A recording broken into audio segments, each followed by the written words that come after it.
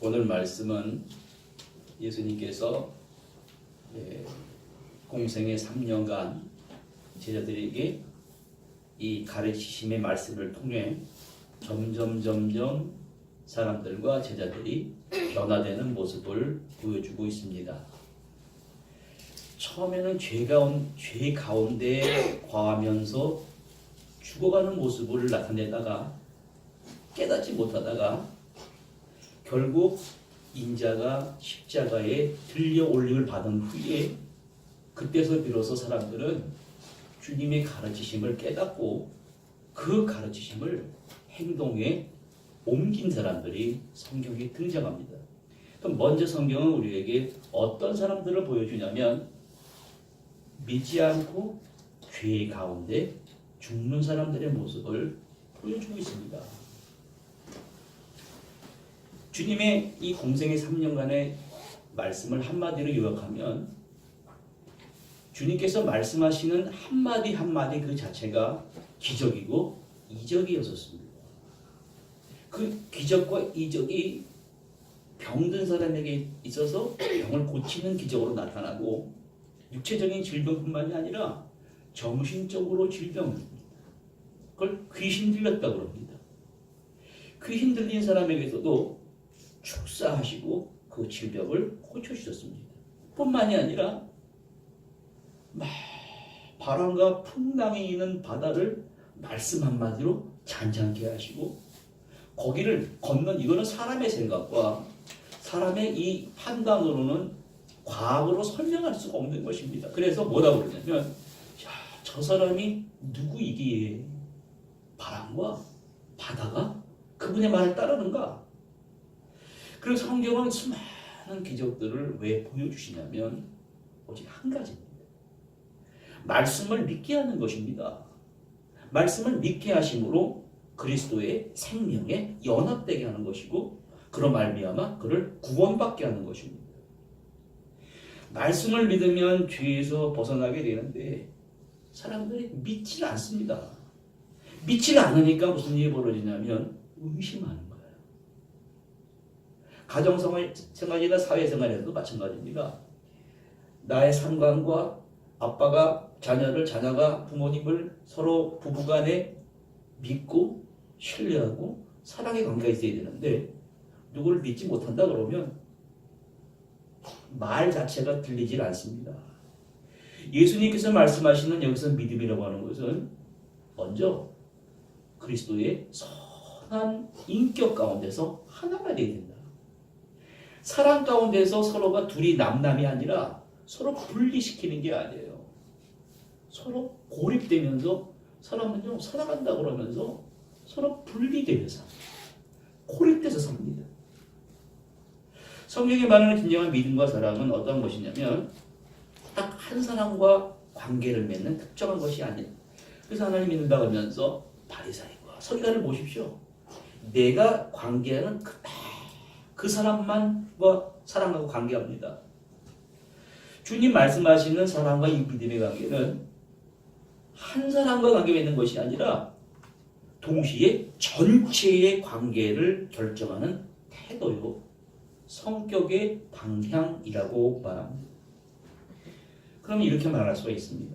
우리 가운데 그저 내 식구만 알고 이웃에 대해서 무관심하다면 사랑의 기술이란 책을 쓴 에릭 프롬이라는 사람은 뭐라고 그러냐면 그런 사람을 가르쳐서 확대된 이기주의자다 그렇게 말합니다. 이게 무서운 말입니다. 또 어떻게 표현하냐면 공서적 애착이란 말을 씁니다. 이러한 것들은 확대된 이기주의적으로 공소적 애착이란 말은 사랑을 하긴 하는데 이거 완전히 사랑을 모르는 사람입니다. 미성숙한 상태라는 것입니다. 그런데 오늘 주님께서도 말씀하시지만 사람이 살아가는데 진정한 사랑이 없으면 인간성 자체가 고갈돼 버립니다. 하루도 존재하지 못하고 견디기가 어려워집니다. 그 이유가 뭐냐면 사랑한다 그러면서 다른 사람들을 자신의 소속으로 자신의 일부로 만들어서 막 분리시키고 자신도 분리된 거예요. 그리고 또 어떻게 하냐면은 분리 되고 고립됐다 그러면서 거기서부터 도피하려고. 그런 사람들은 오로지 일방적으로 명령하고 서로 상처를 주고 또 자기가 상처를 받았으니까 상대방에게서도 동일한 그러한 또 명령을 받고 착취를 당하고. 예수님은 그러한 사람들을 찾아가 주시는 거예요. 사마리아 땅에 수가성에 사는 여인이 있었습니다. 인생의 근본적인 목마름을 해결할 수가 없는 여인이었습니다. 어떻게 보면은 그 마셔도 목마르지 않는 그 물을 달라고 한 거 보면은 내 삶 속은 너무나 갈증으로 목말라 있습니다. 예수님은 그 여인이 아파하는 고통스러워하는 그 여인의 무의식 세계에 있는 갈증을 터치해 주시는 거예요. 바리새인 니고데모 있습니다. 마찬가지입니다. 다른 형태의 비인간적으로 살아가는 사람이에요. 니고데모는 공부도 많이 했습니다. 재산도 많습니다. 사내들이한 공회원입니다. 그러니 예수님께서 바리새인인 이 니고데모를 바라볼 때 다시 태어난 본 어게인 돼야 되겠다. 니고데모는 뭐라고 그러냐면은 사람이 나이가 들었는데 어떻게 어머니 뱃속에 들어갔다 나올 수가 있습니까? 이게 지금 지도자인 랍비 사내들인 공의의 공부를 많이 했다고 하는 사람이에요. 그러니까 예수님이 하시는 말씀과는 완전히 이 차원 이해를 못하는 사람이었었습니다. 오늘 말씀도 보십시오. 유대인과 대화를 들어보세요. 내가 이제 간다. 십자가의 죽음을 말씀하시는 거예요. 너희가 나를 찾다가 너희 죄 가운데서 죽는다. 내가 가는 곳에 너희가 오지 못한다. 예수님 지금 무슨 말씀하시냐면 죄로 말미암아 질병이 오고 그 질병으로 죽음이 왔다는 죄와 죽음을 얘기하십니다. 근데 우리가 생각하는 죄와 죽음의 문제와 예수님이 생각하시는 게 완전히 달라요. 먼저 죽음이라고 하는 것은 주님은 뭐라고 하시냐면 잔다라고 합니다.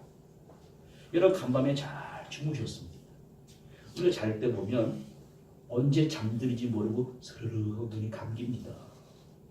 죽는 사람도 마찬가지예요. 사람이 죽을 때가 되면 스르르 하고 눈이 감긴단 말이에요.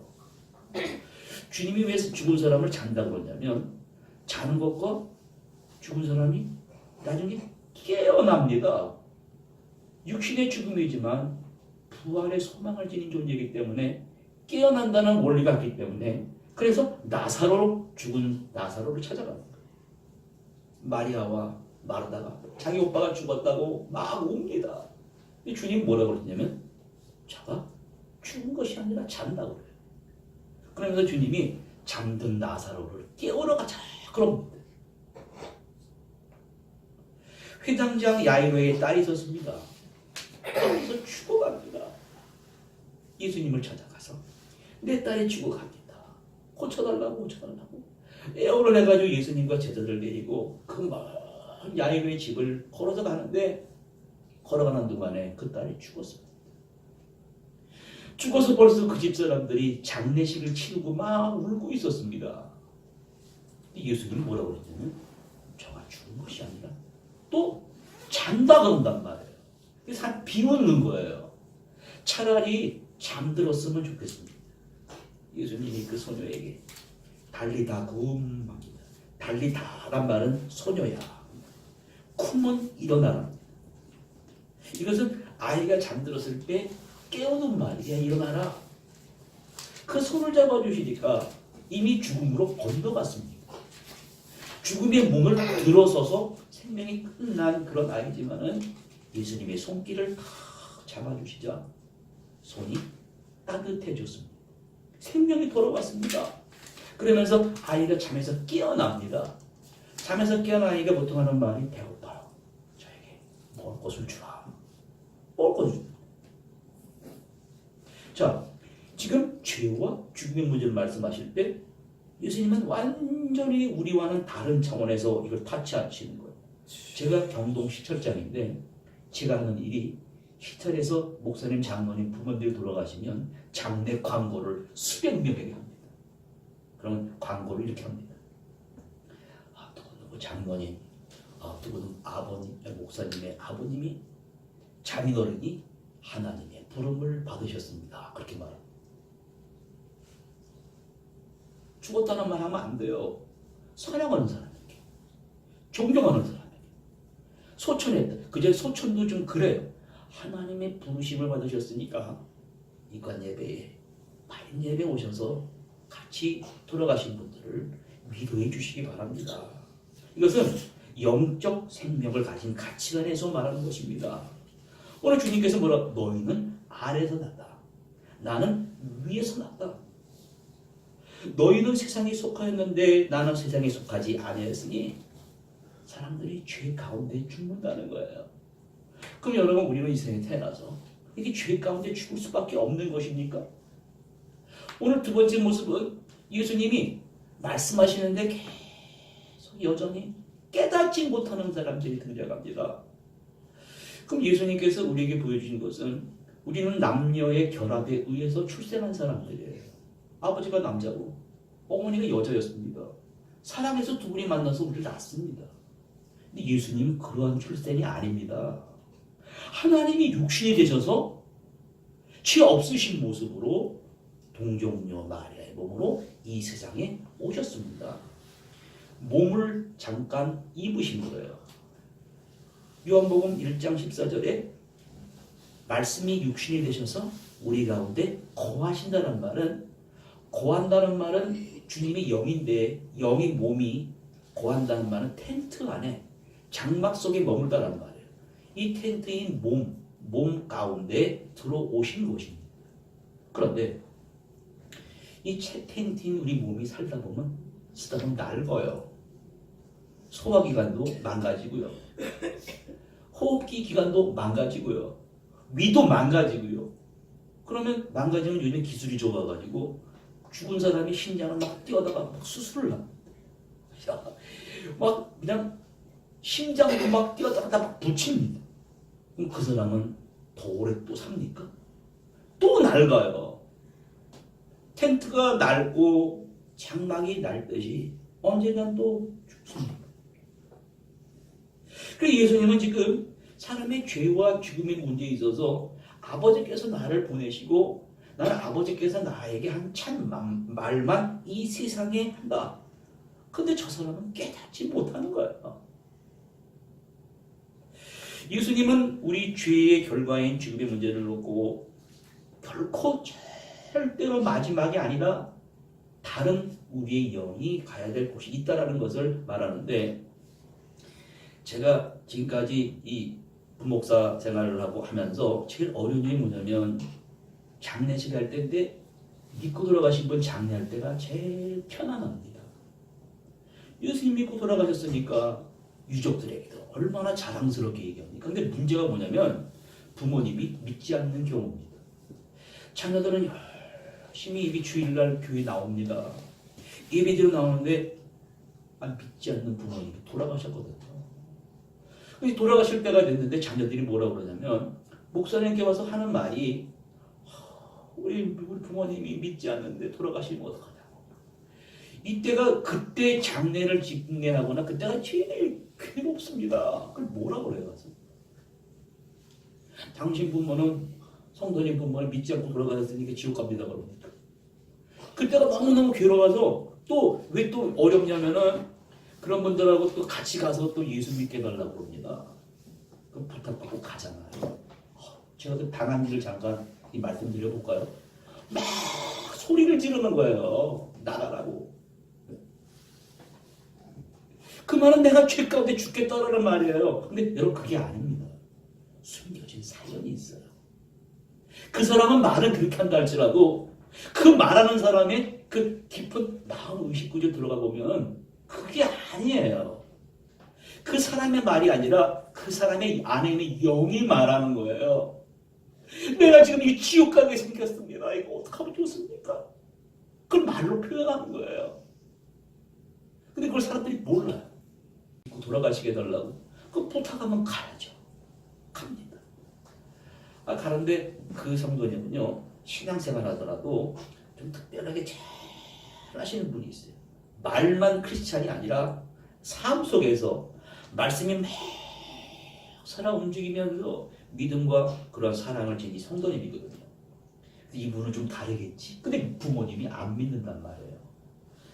어떡하 고민하고 같이 갑니다. 근데 이분이 목사님 들어가면 큰 소리 칠 것 같으니까 뭐라고 그러냐면 목사님 들어가기 전에 병상 복도에서 기도 좀 하고 들어가자고 그러는 거예요. 그것도 일리가 있는 말이에요. 막 소리치고 저는 막 그냥 당황할 거니까 간절히 기도라는 거. 간절히 기도하니까 그 기도의 역사가 나타나더라고요. 제가 들어갔습니다. 들어가서 제가 그분한테 그 전에 어떤 말이 딱 떠올라요.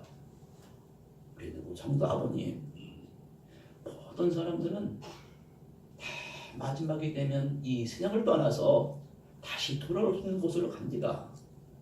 그런데 세상을 떠나시는 사람들의 모습을 보면 사람이 죽은 뒤에 펼쳐지는 세계인 천국과 지옥을 믿지 않는 사람들이 너무나 많이 있습니다. 그래도 만일 사람이 세상을 떠난 뒤에 천당과 지옥이 만약에 있다면 성도님의 아버님은 어디를 가실 것 같습니까? 제가 묻거든요. 그때 이분이 그냥 암이 온몸에 퍼져가지고 막 괴로워하시면서 한참을 생각하시는 거예요. 근데 뭐라 그러냐면 나는 지옥 갑니다. 나는 지옥 간다는 말이 무슨 말인지 아십니까?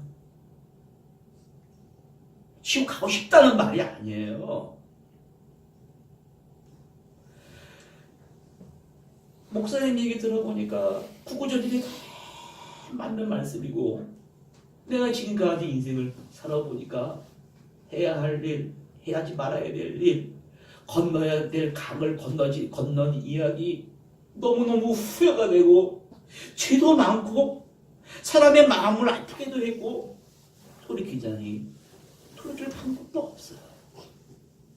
돌이키고 싶은데 그 방법도 몰라요.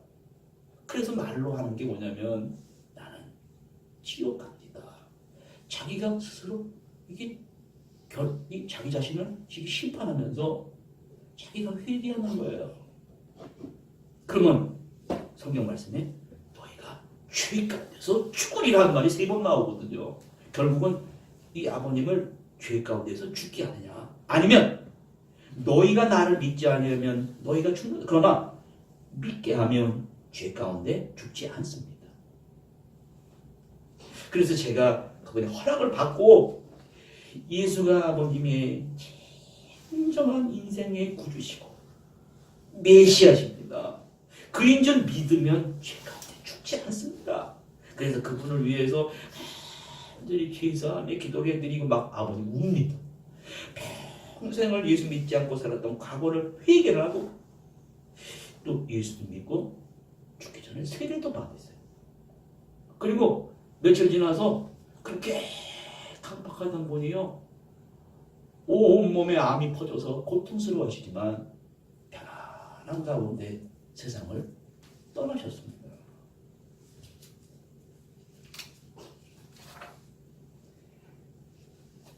오늘 말씀 속에 나는 이제 꼭 간다. 너희가 나를 찾다가 너희가 너희 죄 가운데서 죽는데 어떡하면 좋겠냐 그러니까 유대인들이 뭐라 그러냐면 저가 자살하려고 그러나 완전히 이해 못하는 얘기라는 거예요. 여러분 이 사람들은 왜 예수님 말씀 이해 못했습니까?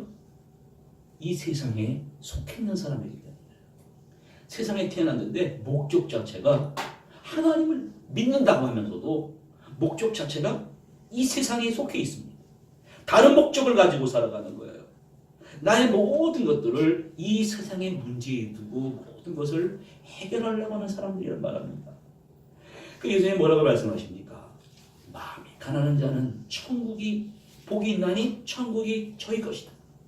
핍박당하는 자도 복이 있나니 항상 천국 중심적으로 천국이 너희의 소유인 것을 알고 살라고 주님 말씀하시는데 우리가 알아야 될 충격적인 죽음에 대한 얘기가 시편 116편 15절에 이렇게 나옵니다.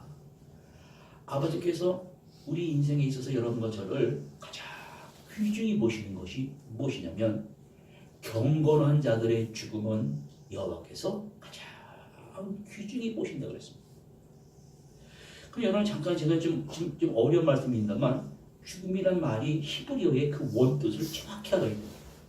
그냥 죽음은 썩고 부패하는 게 아니에요.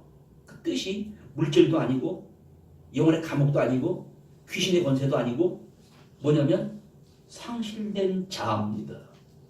자신이 세상 속에 살아가면서 이 세상의 유혹으로 인해서 이 세상의 천간의 문명 가운데 있지만 자신이 자신을 잃어버리고 살아가는 게 죄인데 마지막 죽음은 그 사람의 죽음의 영역이에요. 죽음의 상태입니다. 이 사람이 마지막 죽을 때 상실된 자아를 가지고 잃어버린 세상 속에서 죄 가운데 죽음에 처한 상태냐? 아니면 예수를 받아들이고 경건하게 그 마지막을 맞이한 사람이냐? 이 뜻입니다. 그러면 예수님께서는 이 세상에 오신 것은 죽으셨어요. 십자가에 돌아가셨는데 그것은 나의 마지막 이 죄성 그것을 심판하신 것입니다. 십자가 살았어. 그래서 예수님은 뭐라고 그러냐면 십자가의 죽음을 놓고 이제 내가 고난을 당하나 조금 있으면 부활하고 조금만 더 있으면 승천한다는 말을 말씀하십니다. 그래서 여러분 우리가 간혹가다가 기독교의 순대 역사를 읽어보면 거긴요 정말 충격적인 내용들이 나옵니다. 로마 황제를 숭배라 그럴 때 크리스찬들이 막 예수 믿고 하니까 예수 믿는 사람들을 집단적으로 잡아다가 원형 경기장에 집어넣고 며칠 굶주린 사자를 풀어놓습니다. 그러면은 네로 황제가 왜 미쳐버렸냐면 성도들이 찬송을 불러요. 지금 사자가 막 물어 죽이려고 그러는데 왜? 예수님이 십자가에 죽으면 조금만 참으셨어요. 조금만 더 인내하면 죽음이 탈지라고 우리에게 부활이고 그런데 아기를 낳고 있습니다. 근데 이 아이는 막 사자를 보고 우는 거예요. 네? 그 얼마나 무섭습니까? 막 소리를 지르는 거예요. 그때 어머니가 아이한테 이렇게 말하는 거야. 조금만 기다려. 잠깐만 기다려. 조금만 기다리면 밝은 세상이 우리에게 온다. 여러분 십자가의 고난과 비난이 있더라도 참으셨어요. 가룟 유다 제자가 스승을 30에 팔았습니다. 어떻게 참을 수가 있어요? 조금만 고난을 참는 거예요. 수제자인 베드로라는 사람이 예수를 모른다고 3번이나 부인했습니다. 그것도 참는 것입니다. 어떻게 예수님의 사랑을 모를 수가 있습니까? 오늘 사람들이 사랑한다 하면서 어떻게 사랑하냐면 내가 정해놓은 대상만 사랑한다. 어느 누구도 내가 정해놓은 대상 외에 사랑하지 않는다는 것을 마치 입증하듯이 세상을 살아가고 있습니다. 근데 주님은 가룟 유다의 배반도 참고 베드로의 배반도 참고 헤롯과 빌라도의 재판도 참고 이 세상은 잠깐 지나가는 것이다. 여러분 오늘도 마찬가지입니다.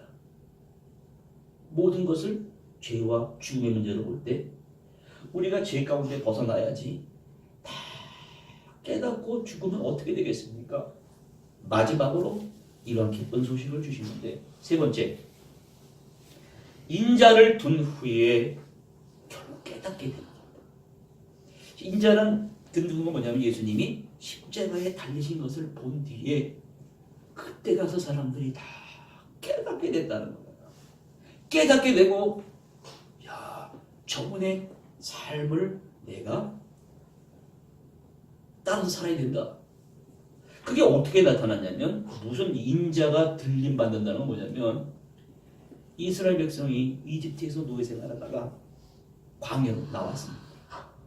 광야 나왔는데 하나님이 은혜로 살아갑니다. 하늘에서 만나가 내리고 반석을 쳐서 산물을 솟아서 먹는데 뭐라고 하냐면은 그 그 애굽에 있었을 때 이집트에 노예 생활할 때 고기가 막 그립다. 고기가 먹고 싶다고. 하나님이 안 되겠어요. 이스라엘 사막에는 불뱀이 있습니다. 불뱀을 보내서 사람들에게 물려 죽게 만듭니다. 사람들이 불뱀이 물려가지고 온몸에 독이 퍼져서 죽어갈 때 모세에게 뭐라 그러냐면 우리를 살려달라고 합니다. 하나님께서 모세를 통해서 사는 방법을 어떻게 보여주시냐면 구리로 저 독이 있는 불뱀을 만들어라. 노수로 불뱀을 만들었습니다. 높이 장대에 달라 그럽니다. 그리고 사람들에게 뭐라고 하면 너의 죄로 말미암아 상실된 자로 말미암아 막 뱀에 물려 독이 퍼져가는 사람들이 그 녹뱀 구리뱀을 쳐다보면 살리라고 합니다. 물린 자마다 쳐다보아라. 그래서 뱀에 수많은 사람들이 물려 죽어가거든요. 막 고통스럽게 막 죽어가는데 모세의 얘기를 듣고 그 높이 달린 구리 노수로 만든 불뱀을 봤을 때 온몸에 독이 빠져나갔습니다. 살았습니다. 지금 예수님이 그 얘기를 하시는 거예요. 광야에서 녹뱀을 들린 그 녹뱀을 쳐다보고 살았듯이 내가 곧 십자가에 들려야 너희가 산다는 거예요. 그래서 여러분, 그 녹뱀은 진짜 뱀이 아니에요. 가짜로 만든 겁니다. 가짜로 만든 그 독이 있는, 무서운 독이 있는 불뱀을 가짜로 만들어서 높이 들린 장대를 보고 살았듯이 예수님은 죄가 있는 분이 아니에요. 하나님의 말씀이 영이, 하나님의 DNA가 영이 동정녀의 몸을 입고 이 세상에 오셨습니다. 죄가 있는 분이 아닙니다. 죄가 없는 분이 십자가에 달리셨습니다. 우리의 죄를 다 걸머주시고 우리가 그만큼 사랑을 받았다는 말입니다. 그러면 그 어마어마한 사랑을 받고 우리가 죄에서 죽음에서 해방된 존재가 됐으면 그 사랑을 알고 사랑을 받은 자로서 살아가야 되는데 아직까지 어떻게 사냐면 백화점 가서 쇼핑하듯이 내 구매 욕구에 맞는 대상만 사랑한다. 그러면 그러한 사랑만 하면 모든 것이 다 저절로 풀린다고 믿으며 살아가고 있습니다.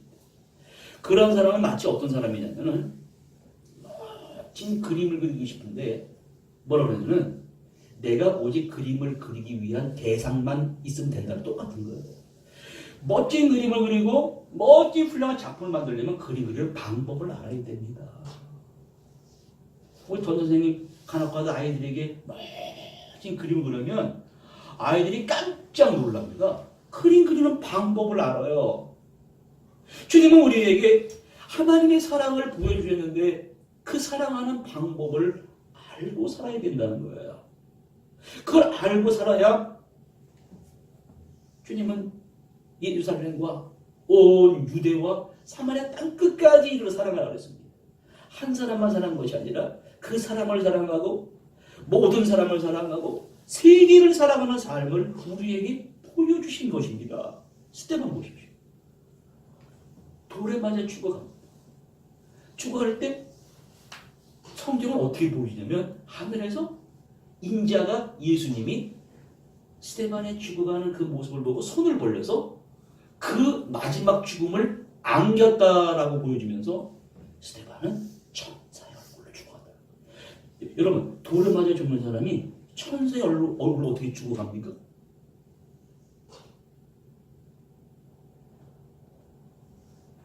돌에 맞아 죽는 아픔과 그 핍박이 있다 할지라도 잠깐 당하고 살면 주님이 두 팔 벌려 나를 맞이하시는 그 사랑과 그 영생에 대한 보장이 나의 아픔과 고통과 갈등들을 다 흡수시켜버리는 거예요. 그런데 더 놀라운 것은 돌을 던지며 죽이는 사울이라는 사람이 있었습니다. 그 사울이 나중에 스데반에게 사랑의 포로가 돼서 잡히게 됩니다. 여러분, 그러한 삶을 오늘 여러분과 저에게 살라고 오늘 말씀해 주십니다. 사도 바울은 고린도전서 15장 31절에 형제들아 내가 그리스도 예수 우리 주 안에서 가진 바 너에게 대한 나의 자랑이래. 너희는 나에 대한 자랑을 두고 단언하노니 나는 날마다 죽는 삶을 산다. 거기에 내가 약함을 고백할 때 그리스도의 강한 능력이 나타난다는 것을 보여주는 것입니다. 오늘 말씀을 통해 내가 허물이 많습니다. 내 부족함이 많습니다. 나라는 인격체를 인정하고 수용할 수 있는 힘을 갖추어서 이 세상은요 나를 잃어버리게 만듭니다. 자아를 상실케 하는 죄의 집단이 이 세상입니다. 그런 가운데서 맞서서 싸워서 승리하게 하는 줄 믿으시기 바랍니다. 우리 소외된 이웃들도 있습니다. 죽어갑니다. 우리 소외된 아이들, 그러한 소외된 이웃들도 그러한 환경과 하나님 나라의 분위기와 하나님 나라의 구조를 만들어줘서 그들 하여금 나는 이 세상에서 사랑받는 자다. 나는 하나님에 속해 있는 하나님의 자녀가 이런 확실한 정체성을 느끼면서 살아갈 수 있도록 만들어주시는 성도님 되시기를 간절히 바랍니다. 기도하시겠습니다. 하나님 아버지, 오늘 주신 말씀을 통해 우리들의 허물 많고 부족한 말씀을 통해